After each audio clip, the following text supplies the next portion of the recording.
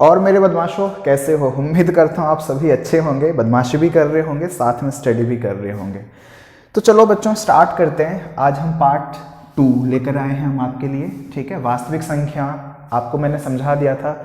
मैंने आपको पार्ट 1 में आपको मैंने समझाया था प्राकृत संख्या, पूर्ण संख्याएं, पूर्णांक, और उसके बाद परिमेय संख्या, अपरिमेय संख्या, सम विषम, ये सब संख्या मैंने आपको समझा दिया था। भाज्य संख्या, अभाज्य संख्या, सह अभाज्य संख्या, इन सब को आप भूलना मत, मैंने अच्छे से आपको समझा दिया है।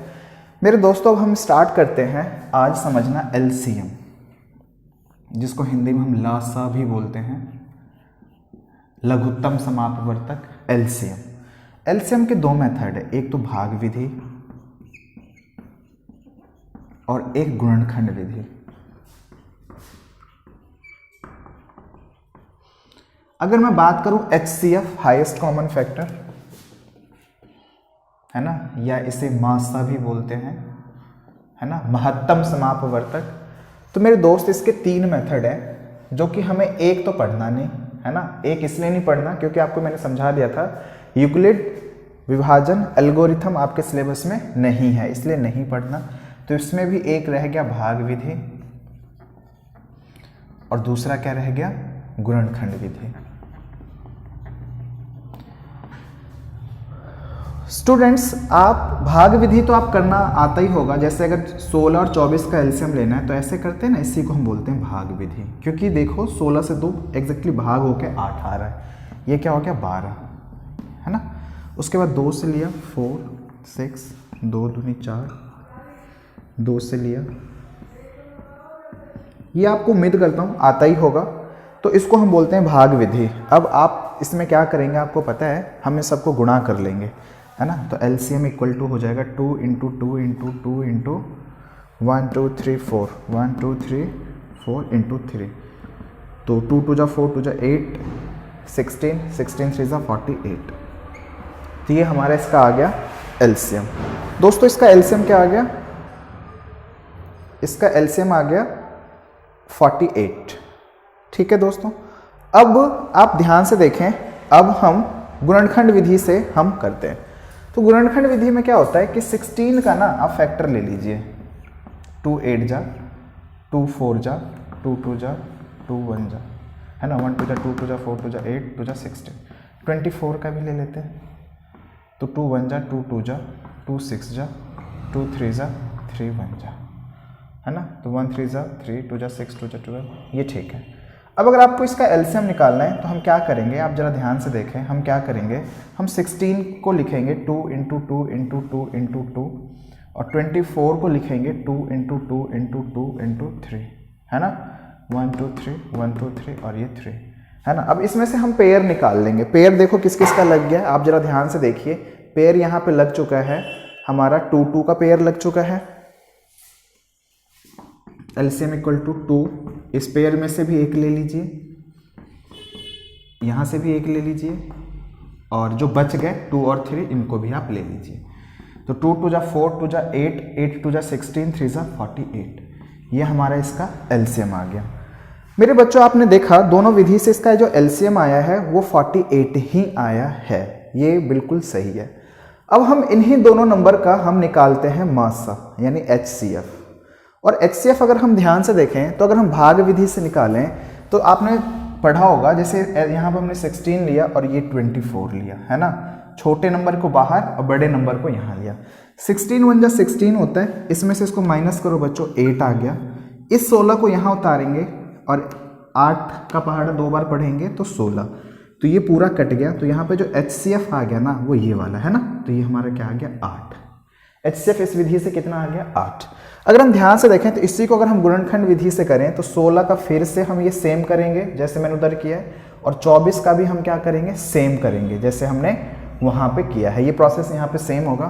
फिर हम क्या लिखेंगे 16, तो 16 क्या था 2 इंटू 2 इंटू 2 इंटू 2, और 24 क्या था 2 इंटू 2 इंटू 2 इंटू 3, है ना। तो अगर एचसीएफ निकालना है तो इसमें से सिर्फ कॉमन जो आया है ना उनको उठा लीजिए, उठा नहीं लीजिए, मल्टीप्लाई कर लीजिए, तो ये हमारा कितना आ गया 8।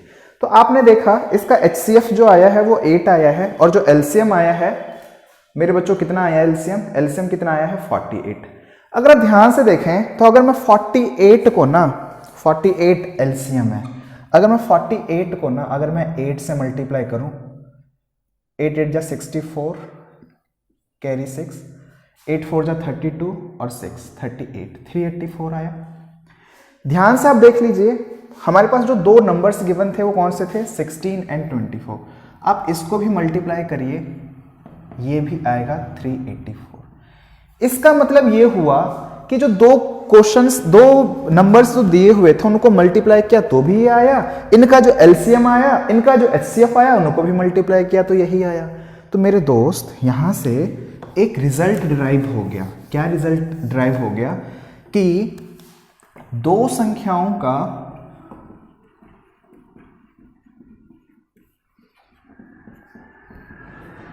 गुणनखंड या गुणनफल, क्या बोलेंगे, गुणनफल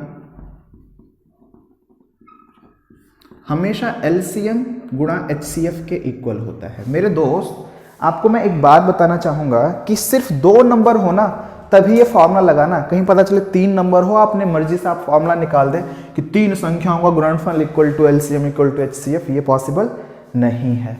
तो दो संख्याओं का अगर हम गुणनफल करें तो हमेशा एलसीएम और एचसीएफ के गुणा के इक्वल आता है। मेरे दोस्तों हम इस पे कुछ क्वेश्चंस समझते हैं। तो अगर मैं बात करूं, एक क्वेश्चन लेता हूं मैं और इसको मैं बताता हूं आपको, है ना। जैसे कोई क्वेश्चन है ना, उसमें दो संख्याएं हैं, उसमें प्रथम संख्या जो है, प्रथम संख्या लिया 20, ठीक है, और द्वितीय संख्या आप सोचो हमें पता नहीं है, हमें पता नहीं है। इनका एलसीएम पता है हमें 40 है और इनका एचसीएफ जो है वो हमारा 2 है। मेरे दोस्तों आप ध्यान से देखें तो हमारा जो फॉर्मूला है ना, वो फॉर्मूला क्या है, दो संख्याओं का गुणनफल, संख्याओं का गुणनफल किसके बराबर है, एलसीएम गुणा एचसीएफ के। तो दो संख्याओं में प्रथम संख्या 20 है, द्वितीय संख्या को लेट कर लो कि ये a है, तो यहां पे हम लिख देंगे दो संख्याओं का गुणनफल मतलब एक 20 और एक एक दोनों को गुणा कर ले होंगे। एलसीएम कितना है 40 और एचसीएफ कितना है 2। 20 गुणा a 20a और ये कितना हो गया 80, तो a कितना आ जाएगा मेरे दोस्तों, 20 नीचे आ गया तो ये हमारा a आ गया 4। इसका मतलब ये है कि दूसरा संख्या क्या होना चाहिए, 4 होना चाहिए। तो एक संख्या 4 तथा दूसरा संख्या क्या 20। तो अगर हम इनका एलसीएम करें तो एलसीएम करते ही क्या आ जाएगा 40 और एचसीएफ क्या आ जाएगा 2। तो मेरे दोस्तों आपने ये देखा कि हम एलसीएम के 2 मेथड होते हैं बेसिकली और एचसीएफ के भी 2 मेथड होते हैं। एचसीएफ थोड़ा सा और मैं आपको डिस्कस करता हूँ आपके साथ। जैसे मैं क्वेश्चन सेकंड बोलूँ आपसे, मासा यानी एलसीएम सॉरी एचसीएफ ज्ञात करें, है ना। और यहां पे लिखा हुआ है भाग विधि द्वारा, विधि द्वारा, है ना। पहला है 9 एंड 50, दूसरा है 16 एंड 90। इन दोनों का हमें क्या निकालना है, एचसीएफ। मेरे दोस्तों एक बार आप ट्राई करें, वीडियो पॉज करके, उसके बाद आप चेक कर लेना।